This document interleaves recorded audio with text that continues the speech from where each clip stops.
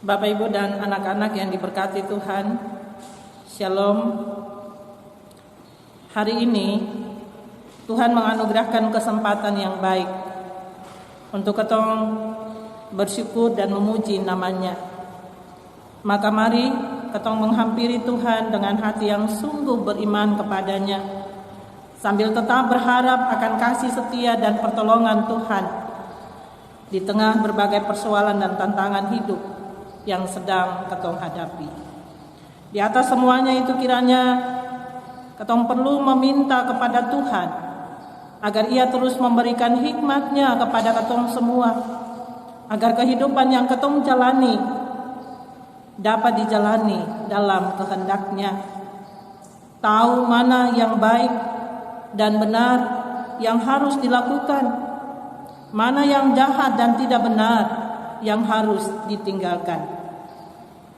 Itulah sebabnya selama 2 minggu kemarin kita telah mendengarkan firman Tuhan tentang bagaimana kita menjadi keluarga atau orang-orang yang beriman, orang-orang yang berharap kepada Tuhan di tengah berbagai situasi hidup.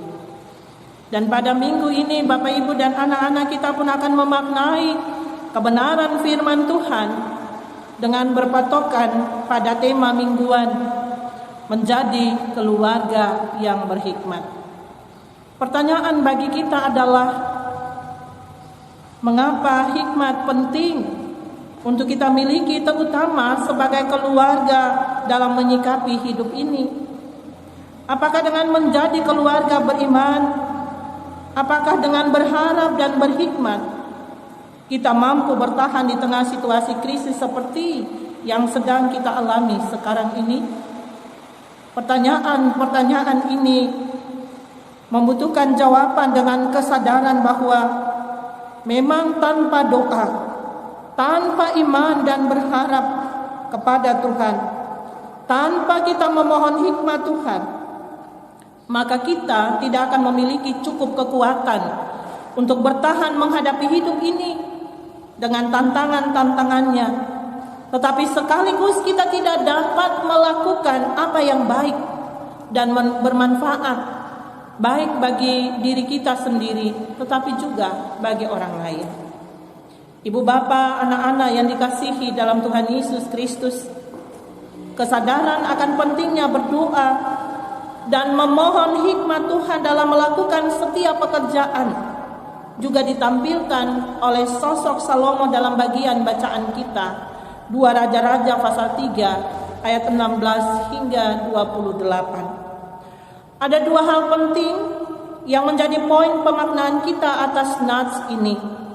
Yang pertama, kesadaran akan pentingnya doa dalam hidup setiap orang percaya, setiap keluarga Kristen, termasuk setiap orang yang diberi tanggung jawab pelayanan dan kepemimpinan dalam keluarga, dalam gereja dan masyarakat. Menurut sebuah sumber jemaat bahwa Salomo ketika menjadi raja, ia baru berumur 15 tahun. Untuk kita saat ini usia 15 tahun adalah usia remaja, usia yang sangat muda. Ia telah menjadi seorang raja. Salomo mengakui di hadapan Allah dalam doanya bahwa ia masih terlalu muda dan belum berpengalaman, apalagi menjadi raja di hadapan umat Tuhan, dalam hal ini bangsa Israel yang sangat besar. Bapak, Ibu, dan anak-anak yang dikasihi Tuhan, Salomo tahu bahwa ketika ia menjadi raja, maka raja itulah yang menjadi hakim tertinggi untuk memutuskan perkara dan mengambil keputusan. Demikian halnya dalam pemahaman umat Israel. Mereka meyakini bahwa raja adalah utusan Tuhan. Raja dipilih oleh Tuhan untuk melaksanakan tugasnya. Dan oleh karena itu sebagai seorang pemimpin, ia harus tetap bergantung. Sebagai seorang pemimpin, ia harus tetap berharap pada Tuhan yang telah mempercayakan tugas itu kepadanya. Sehingga Salomo, dia datang meminta kepada Tuhan dalam doa agar Tuhan memberikan kepadanya hati yang paham untuk menimbang perkara dan yang dapat membedakan antara yang baik dan yang jahat. Hal itu Bapak Ibu dan anak-anak dapat kita baca dalam pasal sebelumnya, pertama Raja-Raja pasal 3 ayat 1 hingga 15. Doa bagi Salomo menjadi sarana penguatan spiritualitasnya dalam mengemban kepercayaan, dalam mengemban kepemimpinan atas Israel, bangsa yang besar itu. Doa menjadi kekuatan baginya untuk menghadapi situasi-situasi sulit dalam pengambilan setiap keputusannya. Karena itulah doa bagi Salomo sangat penting dalam menolongnya melaksanakan tanggung jawab kepemimpinan, tetapi juga penting dalam kehidupan hari-hari yang dijalaninya bersama keluarga dan orang lain. Bapak Ibu dan anak-anakku yang dikasihi dalam Tuhan Yesus, hal yang kedua dari nas ini kita menemukan dan kita menyadari betapa berharganya mengandalkan hikmat yang dari Tuhan, bukan mengandalkan kekuatan, bukan mengandalkan pikiran diri sendiri dalam setiap pengambilan keputusan. Kisah tentang dua perempuan sundal yang menghadap Raja Salomo untuk memperebutkan seorang bayi yang hidup, sebagaimana yang tadi telah kita baca. Sesungguhnya Bapak Ibu dan anak-anak merupakan kisah yang memperlihatkan tindakan adil dari Raja Salomo. Diceritakan bahwa yang datang ini adalah dua perempuan sundal. Artinya mereka bukan perempuan yang baik-baik.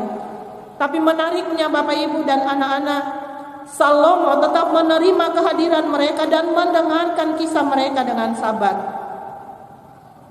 Padahal bisa saja Salomo menolak kedatangan mereka, apalagi mendengarkan persoalan mereka yang tidak penting untuk seorang raja. Tetapi semua itu tidak dilakukan olehnya. Untuk itu, kisah ini selain berbicara tentang keadilan, tetapi juga berbicara tentang soal hikmat. Dalam pertama Raja-Raja 3 ayat 1 hingga 15 dikisahkan tentang Salomo yang didatangi oleh Tuhan melalui mimpi. Dalam mimpi itu Tuhan berfirman, "Mintalah apa yang hendak kuberikan kepadamu." Maka Salomo meminta untuk diberikan kepadanya hati yang paham dalam menimbang perkara, untuk menghakimi dengan dapat membedakan antara yang baik dan yang jahat. Salomo meminta diberikan hikmat dari Allah. Bapak Ibu dan saudara-saudaraku yang dikasihi dalam Tuhan Yesus, hikmat berarti kemampuan atas penguasaan reaksi emosional seseorang, supaya prinsip, pertimbangan dan pengetahuan universal dapat menentukan tindakannya. Hikmat artinya tahu apa yang benar, yang menjadi kehendak Tuhan, lalu melakukannya. Inilah yang disadari, inilah yang dilakukan oleh Salomo. Ia meminta hikmat dari Allah, agar sebagai raja, ia dimampukan oleh Allah untuk bertindak dengan benar.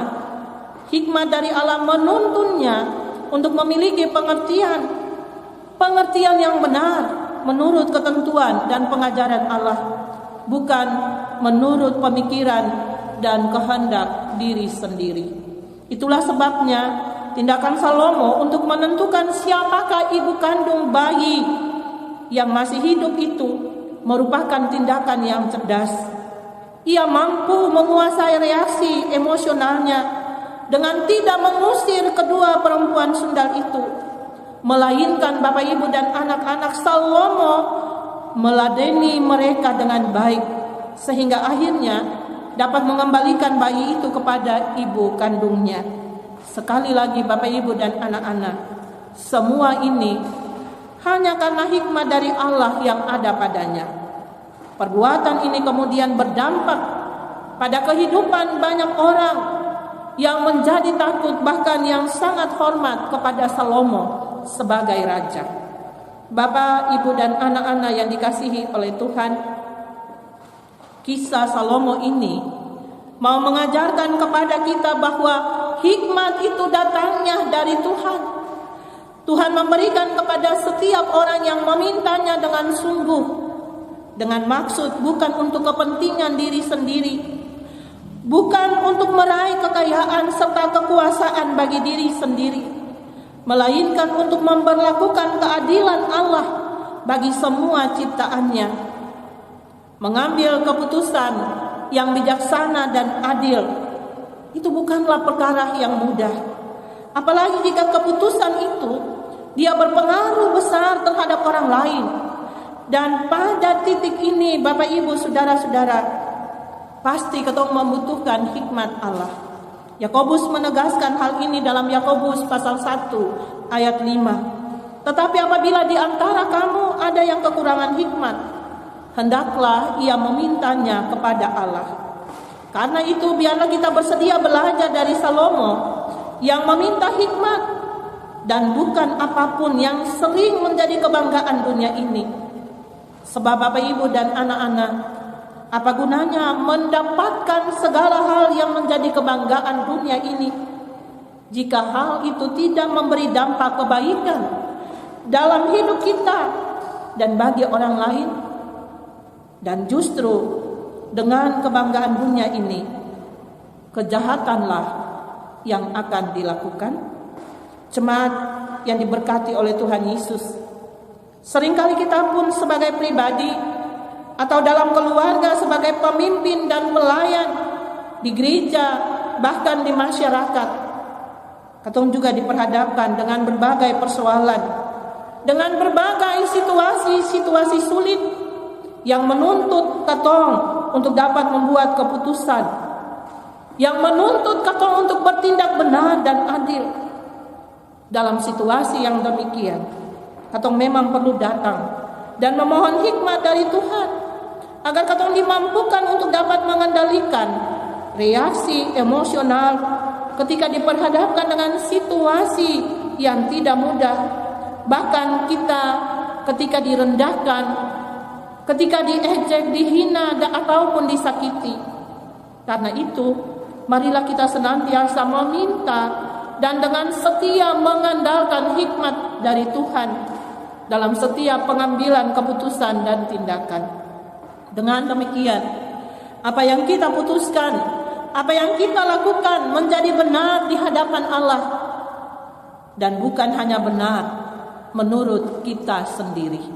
Jemaat yang terkasih dalam Tuhan Yesus, menjadi orang-orang berhikmat, menjadi pemimpin dan pelayan yang berhikmat, menjadi keluarga yang berhikmat, itulah yang diharapkan Tuhan dalam hidup ketong semua.